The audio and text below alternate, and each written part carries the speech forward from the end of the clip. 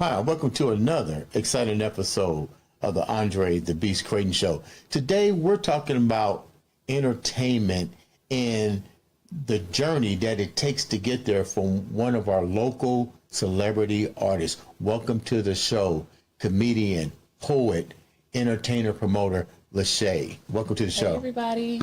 Let's get right down to it. Tell the viewers a little bit about LaShae. All right. Well, as you just stated, I am a poet, I'm a host, I'm a comedian, and I'm a promoter. I've been in the game, so to speak, for about 1.5 years. I've only been promoting since January of this year, and I've only been hosting since January of this year. How did all this come about? Well, were you funny as a child? I was definitely funny as a child. Take me down that road when you was a child. So I was always put on the spot for being a ham, so to speak. I was always cracking jokes. I was always singing, dancing, knowing good and well I couldn't sing or dance, but I did it anyway. Okay. So I was always kind of put on the spot to put on a show.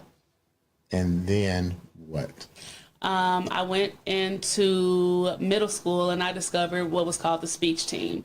And I discovered my love of poetry. So I would go in and I would be able to find different works of art from different poets. I would take them, kind of compile them into a little binder, and I would write introductions and transitions for each poem. Mm-hmm. And I would get up and I would present and compete each round. So there were usually 3 rounds, anywhere from 5 to 7 people in a room. And that's how I got started with my love of poetry. And you call that being scared? Shy? Yeah, it's only 5 or 6 people. So you mentioned Maya Angelou. What's your connection with that and the fascination with such a great individual? So I went on a Power of Words, I think is what I had written it as. Mm-hmm. And I had a couple of Maya Angelou poems, a couple of Langston Hughes poems, and Ain't I a Woman was one of my favorite poems. I learned how to take words on a page and make them my own. How do you do that? Like, give me an example of taking somebody's work, especially somebody like Maya Angelou, and turning it into you or making a different statement. How do you do that? So you can literally take the Ain't I a Woman. You can say it just as plain, ain't I a woman? You can put some anger behind it, ain't I a woman? I'd be scared of that. You can put a little softness to it, like, ain't I a woman? It all depends on how you say it. So, infliction. You struggled earlier in life with some trauma that you share with me with identity. And unfortunately, you had to learn that at a young age. Take the viewers down that road. So over the course of my life, I learned different things about myself. I learned that I was different in elementary school because I grew up in Brightwood and I went to school in 21st and Brightwood? 25th. 25th? Close 25th enough. Street. 25th Street. Okay. So I grew up right around the corner from the juvenile center, and I was an inner city kid. Right. So the way I lived at home in the neighborhood was not at all how I lived out in Greenwood at school. What do you mean by that? I straddled the line. So when I was at home, I struggled to fit in with my friends from the neighborhood because most of them went to IPS schools. Mm-hmm. And then there was me who's going out here all the way to Greenwood, and I'm getting a different type of education. It kind of goes into that inequality of the educational system. Could you please sit down? Very much Versus so. sit down. Very, very much so. Okay. So that was a struggle. And then going to school in Perry Township, being one of the only kids of color for most of my education, was tough. In the 3rd grade, I had an altercation with a kid named Alex Little. We were on the playground, he spit in my face, and he called me a nigger. And that was the first time that I knew what made me different. But I didn't quite understand it. I just knew it was wrong. Mm-hmm. So I beat his ass and drug him down the playground. What was the repercussions? On that particular day, both of us lost recess for the year. Or for the day, I'm sorry. Both of us lost recess for the day because it was a fight between the 2 of us. I lost recess for the rest of the year because I did more damage than he did. But no one looked at the fact of what caused the altercation. All they saw was I beat his ass. Who took the initiative to address the situation? I know that was in the third grade. It's probably hard for you to remember the full details, but who did you share it with? Then who took control of the situation? That's something serious for a third grader to call somebody the N word. And who came to the rescue and said, "Look, this isn't right"? My mom was a very active parent, so although it wasn't expected for many of us Brightwood kids to have an active parent, my mother was active in my life. So when I came home crying and explaining to her that I lost recess because Alec called me the N-word, she immediately took me up there the next day, and she went and had a meeting with the principal and the teacher. And at the end of the day, I still lost recess for the rest of the year because of the damage that I had done. Looking forward in your life, moving forward, how did that make you grow? How did that make you feel moving forward from the third grade, knowing that this happened to you, that little to nothing was really done about it, but it's still affecting you? How do you keep moving forward? You push. I mean, that's all you can do. You take life's adversities and you take them, you learn from them, you grow from them. I didn't let that hold me down. I didn't let that hold me back. I learned as I grew. When I got around other kids of color that looked like me, or at least I thought looked like me, that's when I learned I was light-skinned, because of the stereotype that light-skinned people think they're better than everybody. Did an altercation even arise with that in your... Actually, yeah, I got picked on a lot. Really? I did. I was bullied quite a bit. Because of the color of your skin? Yeah, actually. The Jim Crow? Yep. If you separate them, they'll never advance. So, keeping it... Did you share that with your parents? Did you come from a single family home, correct? So who was the support cast in your home? So I grew up with my mother, but I had a lot of back support from my grandparents. Okay. So my grandparents helped a lot mold and shape me into who I am. They were some of my biggest motivators, my biggest help. My grandparents. Your father wasn't there. Was there ever a moment in your life growing up that you wish he was there? And if, since he wasn't there, who stepped in to fill those moments where you definitely needed your father to be there? Because you're going through all of this bullying, guys spitting in your face, you got a mom and a grandmom, but sometimes a man needs to advocate. That was my grandpa. My grandpa was the first man that I truthfully loved, the first man that taught me love, what it meant to be loved, what love felt like, and what it meant to be treated appropriately. But he also taught me how to handle my own. Mm-hmm. So he kind of taught me how I should be treated as a female, but he also taught me at the same time that I didn't need nobody to do nothing for me. Mm-hmm. My grandpa was a Southern man, so he taught me how to change tires. He taught me how to cut grass, pump gas, change oil. Yeah.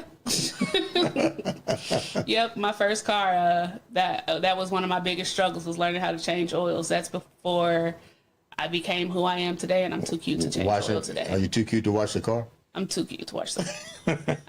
I can, but I'd rather pay Sparkling Image monthly to do it for me. Okay. You move forward in life. Mm-hmm. You realize that you got to keep pushing, like you said. You go to college. What's that like? College was eye-opening. It was one of the biggest culture shocks that I had ever experienced. This was the first time that I saw other Black people from different walks of life, not just the one or two of us that went to school in Perry Township, not just the kids from around the way. This is the first time that I saw other Black people that were wanting the same thing, but came from different backgrounds. And I went to ISU. It's not even like I went to a HBCU, mm-hmm. but that was still a huge culture shock to be around so many different growing Black people. Mm-hmm. It was beautiful.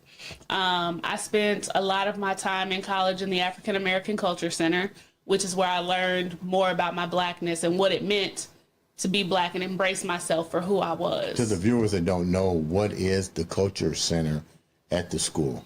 So the African American Cultural Center is where a lot of the African American and sometimes just other minorities, primarily African American, but other minorities go and they have different classes, different events. They put on a Kwanzaa celebration every year.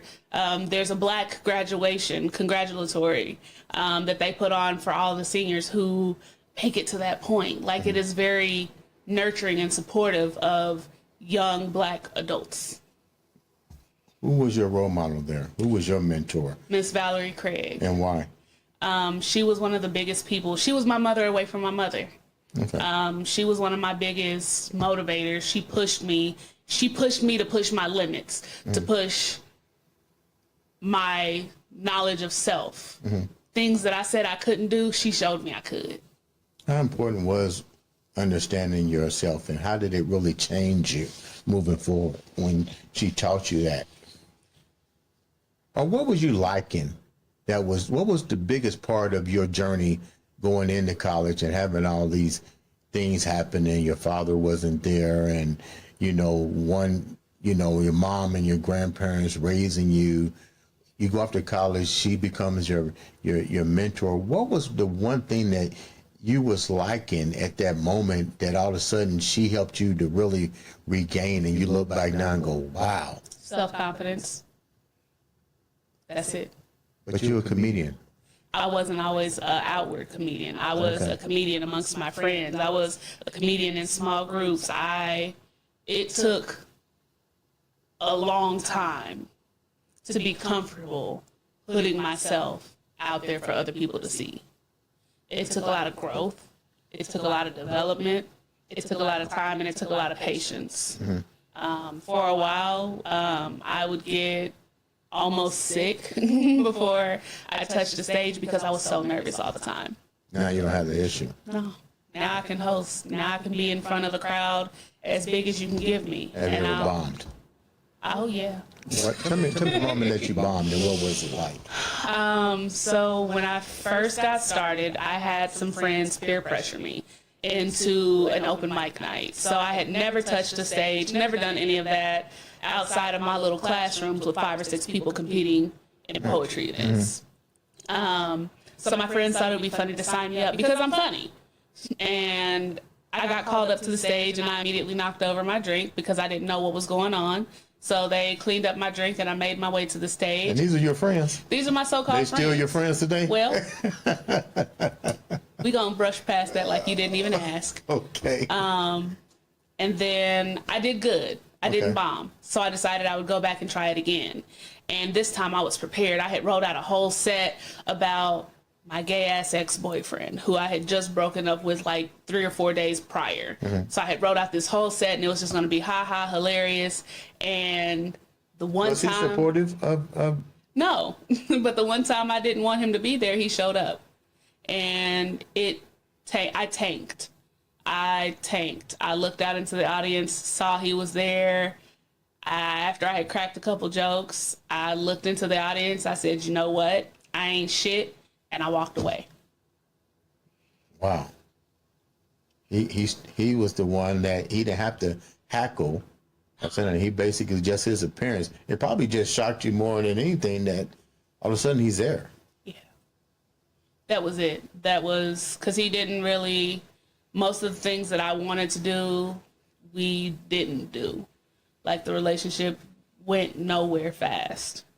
And everyone thought I was a lesbian for a while because he was a very pretty boy. Really?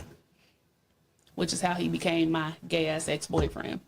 How much of your life is in your performance? All of it. So whenever I write, it's usually because something has happened. It could be positive. It could be negative. It could be an experience. It could be an interaction that I had with someone, or just a conversation. Like you and I having a conversation, I'm not gonna lie, I'm probably gonna write something later on today. Just full transparency. I just might. Okay. My name is Andre The Beast. So when you're on the stage, where does your mind go?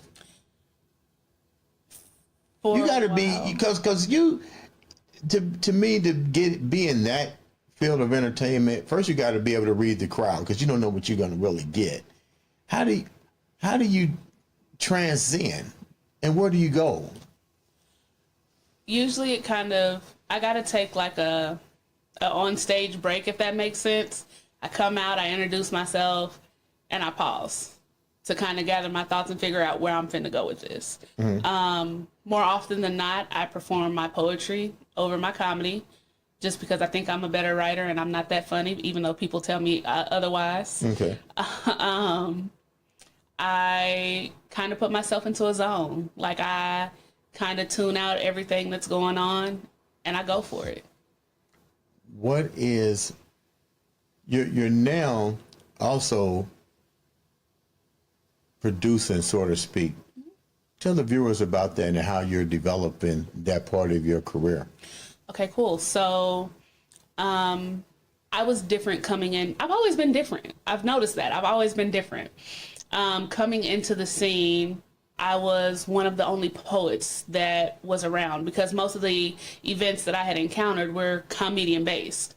So I would go to an open mic and I'd be the only poet. So I was forced to develop my comedy. Right. So I would do it like an intro and a closing statement. I would come out with a couple jokes, throw a poem in the middle, end with a couple jokes, and then I created Poramedy, which is the fusion of poetry and comedy. I know that there are other people like me or other people that are newer to the scene, still trying to develop themselves, still trying to get a feel for who they are. So I wanted to create a platform and I wanted to create something different, something that no one else was doing here in the city.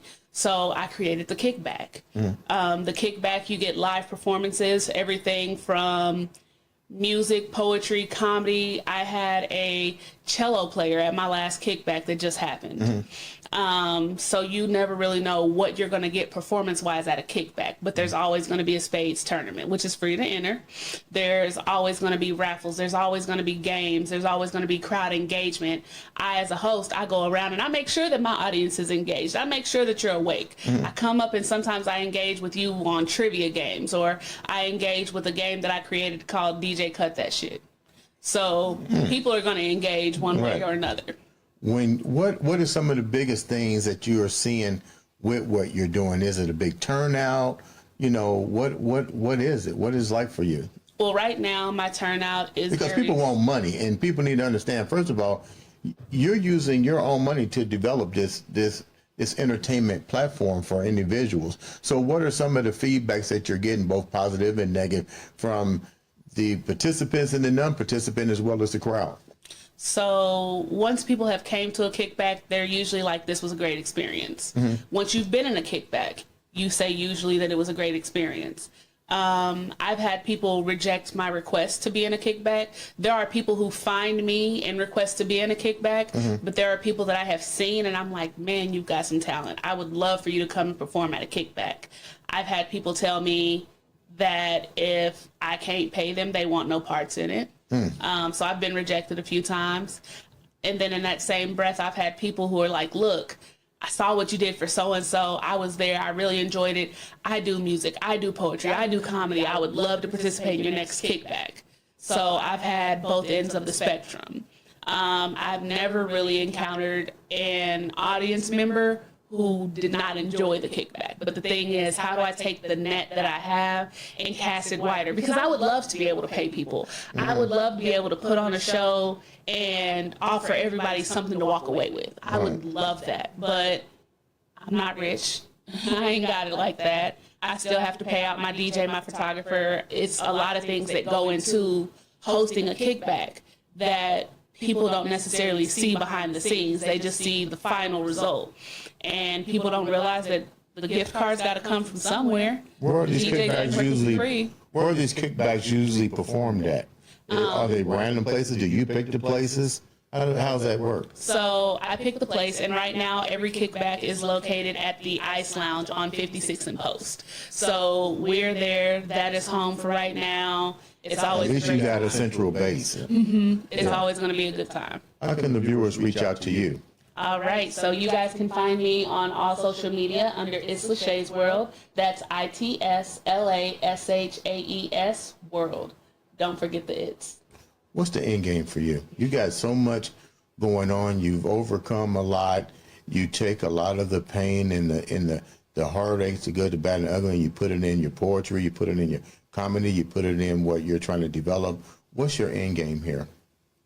Growth for me and growth for others. I love who I'm becoming, and I don't want to become stagnant in life. That's not on my radar. I'm going to be forever growing. I'm going to be forever changing. I'm going to be forever learning. And as I learn, grow, and change, if I can help others learn, grow, and change, I feel like I've done something. Leave the viewers with something positive. Something positive. Don't quit and never give up. You have to be your own support system sometimes, because at the end of the day, you are what you have. If you see it in yourself, others will then see it in you. Ladies and gentlemen, this has been, once again, another exciting episode of the Andre the Beast Crayton Show.